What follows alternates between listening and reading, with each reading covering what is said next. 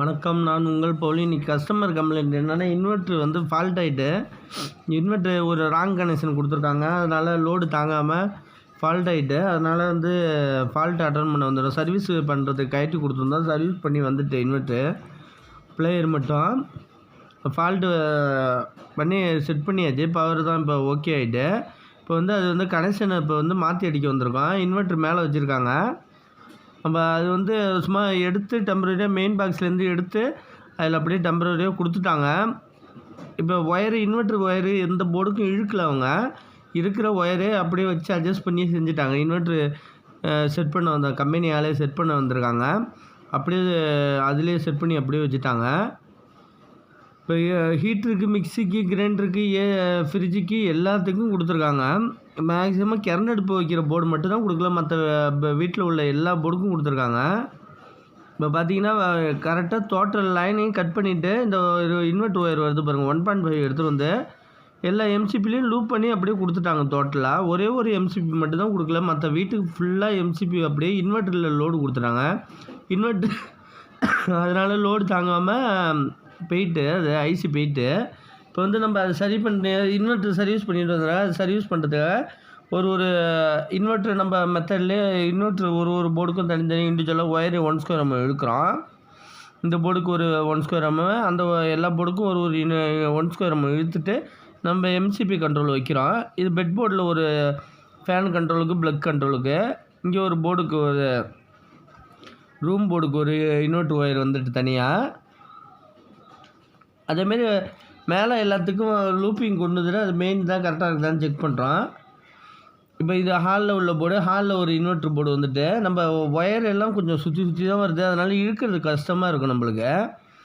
இப்போ பாருங்கள், ரொம்ப தேங்காய் எண்ணெய் போட்டு தான் ஃபுல்லாகவே இழுக்கிறோம். ரொம்ப டைட்டாக இருக்குது. இது இடையில இழுக்கிறப்ப, ஏன்னா இது வரைக்கும் 1 இன்ச்சு பைப்பு கொண்டு வந்திருக்காங்க, அடுத்தது 3/4 பைப்பு கொண்டு வந்திருக்காங்க. நம்ம ஒயர் இழுக்கிறப்ப கஸ்டமர்கிட்ட சொல்லாமே ஒரு காயில் வாங்கி அடிஷ்னலாக இன்வெர்ட்டருக்கு ஒயர் போட்டுட்டால் நம்மளுக்கு ஒர்க்குக்கு ஈஸியாக இருக்கும். இப்போ இவ்வளோ கஷ்டமாக இருக்குது. ஏன்னா ஒரு காயில் ஒயர் தான் இழுக்க போகிறோம். சுற்றிலும் பைப்பில் சுத்தமாக வரல. இதுலேயே ஒயர் கட் ஆகிட்டு எர்த்துக்கு இழுத்த ஒயர்லேயே ஜாயின் அடிக்கிறோம்.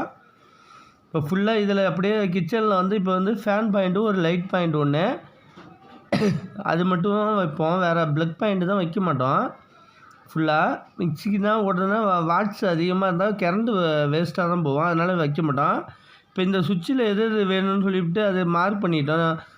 மார்க்கர் கிடைக்கல, அது நகைப்பாலிஷ் இருந்துச்சு, அது மார்க் பண்ணியாச்சு. சர்க்கியூட் போர்டில் வந்து இன்னொரு ஒயர் இண்டிவிஜுவலாக தனித்தனியாக ஒரு 5 1 ஸ்கொயர் கொண்டு வந்தாச்சு. இப்போ லூப்பிங் எல்லாம் ரிமூவ் பண்ணிவிட்டு எல்லாமே இன்வெர்ட்டரில் கொடுத்துருக்காங்க. ஒரே ஒரு எம்சிபி தவிர லாஸ்ட்டாக 10 ஆம்ஸ் போட்டிருக்கோம் பாருங்க, அது மட்டும் இன்வெர்ட்டருக்கு லோடு கொடுக்குறோம். இப்போ மற்ற எல்லாம் நார்மலாக எப்பயும் கொடுக்குற மாரி கொடுத்துட வேண்டியதான்.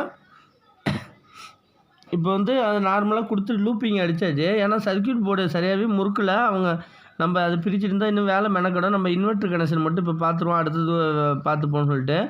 இப்போ இன்வெர்ட்டருக்கு தனியாக ஒரு எம்சிபி வச்சு இன்வெர்ட்டர்லேருந்து டெலிவரி வந்து ஒரு 10 ஆம்ஸ் எம்சிபி கண்ட்ரோல் பண்ணி அதுலேருந்து எல்லா ஒயரும் முறிக்காச்சு. இப்போ சர்க்கியூட் போர்டு முறிக்காச்சு, ஒயரெல்லாம் இழுத்தாச்சு. தயவுசெய்து இதேமாரி லைன் தான் கொடுக்காதீங்க. இதேமாரி டெம்பரரியாக கொடுத்த பிறகு இதேமாரி ஃபால்ட்டுகள் நிறையா வரும்.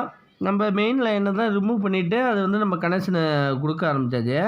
இது மாதிரி லூப்பிங்கு இதேமாரி காப்பர் கம்பியை சீவிட்டு ஈஸியான மெத்தடில் கொடுத்துறாங்க. நம்ம ஒயர் போடுறதுக்கு ரொம்ப கஷ்டமாக இருக்கும். ஒயர் இதேமாரி மடக்கி கொடுத்தீங்கன்னா ஒரு ஃபால்ட் அட்டன் பண்ணுறதுக்கு, சுவிட்சு மாற்றுறதுக்கு எல்லாத்துக்கும் ஈஸியாக இருக்கும்.